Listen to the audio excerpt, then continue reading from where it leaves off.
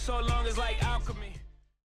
Warriors Jazz, Salt Lake City. Utah finally getting healthy, and Golden State eyeing that all-star break. There he is, the leader for Rookie of the Year. And what I like most about him, beyond his athleticism, is his tenacity and his effort level on the court. And he's learning the tricks of the trade very quick. Steph, the most feared head fake in the game, is scoop 2K finish at the rim. But Ricky Rubio, man, he had that sauce tonight. Look at this.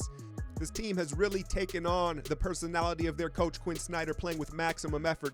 And let's keep it real here. Does Rudy Gobert really even have to jump for these lobs? I think it takes some of the style points away just because he's so damn big, but he's so effective. There's more Mitchell, the patience, the three ball, and I don't think that's what people accounted for coming out of Louisville, was his ability to shoot the NBA three, is opening up the game. More on Rudy Gobert, though. I have no problem with him winning Defensive Player of the Year if he can stay on the court, because it doesn't show up in the stat sheets. There were plenty of plays where Golden State just turned away from the basket because they saw Gobert under the rim. He was everywhere, and his presence really unparalleled as a shot blocker in this league today. But the dude's got to stay on the court. Guy's got to stop rolling up on his knee like he's a damn left tackle. Rubio transition, Jerebko, and like I said, this team, they got a lot of guys that go 100 all the time, so I like them, and they're battling. Here we go. It's Rubio in the corner for the dagger. Jazz by 30 over the champs. All right, y'all.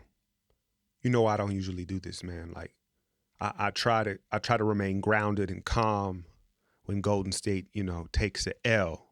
But this was completely expected. Did I fool y'all? I don't know. I'm working on my acting skills. But yeah, man. It's Utah on a Tuesday night in January. And a couple of things were at play.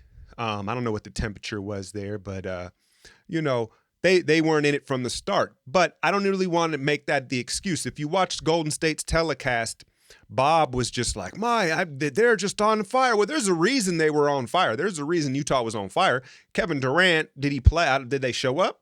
I mean, the man Joe Ingles, the dude, he looks, his release, what it reminds me of is like when you're trying to flip a balled up piece of paper into a trash can, you flick it like that. But that's the scouting report. You cannot go under the screen on Joe Ingles. He hit 6 of 8 threes, 3 of them in like the first 4 minutes, and KD was just flat-footed. So, it's the dog days of the season. They've got the all-star break on their mind. And it's hard to get up for a game like this. And on the flip side of things, I had brought up the DeMarcus Cousins injury. And at first I had circled the Clippers, right? It was like, oh, well, the Clippers, they're going to be the team that would jump into the playoffs, and New Orleans might slip out. Well, no. Maybe it's Utah. They've strung together their best run of the season here, beating Toronto on the road. I believe they beat Boston as well. Rudy Gobert has returned. Obviously, Donovan Mitchell is probably the front runner for Rookie of the Year. And then you saw Ricky Rubio looking like the villain in a Spanish soap opera, drop 23 and 11. And, I really want to credit him for, you never see a guy become a decent shooter at this point in their career. It took him 10 years. But he actually confidently pulls up from mid-range. He'll take a 3 here and there. And then he feels some type of way about Steph Curry. All he's heard his whole career was, I can't believe we took Ricky Rubio instead of Steph Curry when he was in Minnesota. So he's got a little bit of extra juice. And I think that Utah believes they can be that team that slips into the playoffs with these injuries occurring. There was a grip of them tonight. Kevin Love broke his hand. John Wall is out. People are dropping like flies. Let's knock on wood for the health of Dubs. But, so I think Utah is energized, and I think we're going to see them make a big push for the playoffs. So credit to them, because it wasn't like they were hot. They were taking warm-up jumpers, and they played a lot harder. And, the game couldn't have ended soon enough, especially with them jerseys, man. That shit in that court, I think they wanted to get out of Utah real quick. Durant was the most disappointing player. But again, I'm not going to kill him. How can you get, it's Steph and Durant. You've seen me rant and rave about these guys, but it's just, hey, they didn't have it. It was one of those games. There's not a lot to break down schematically. They played twice as hard, and we were yielding the 3 ball all night. I think Utah could get into that spot, depending on, let's see what else the Clippers, if they gut the rest of their team.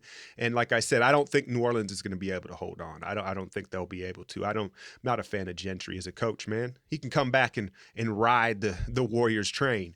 What else? The silver lining in the game was that man, JaVale McGee.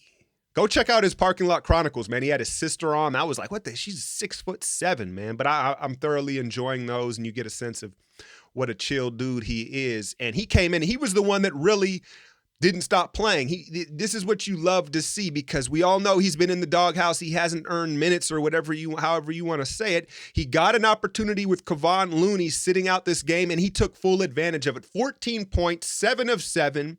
But it wasn't just the efficiency finishing at the rim. It was his energy and his hunger to be on the floor that you just got to love. And y'all know me. I'm not the biggest JaVale fan as far as his play on the court.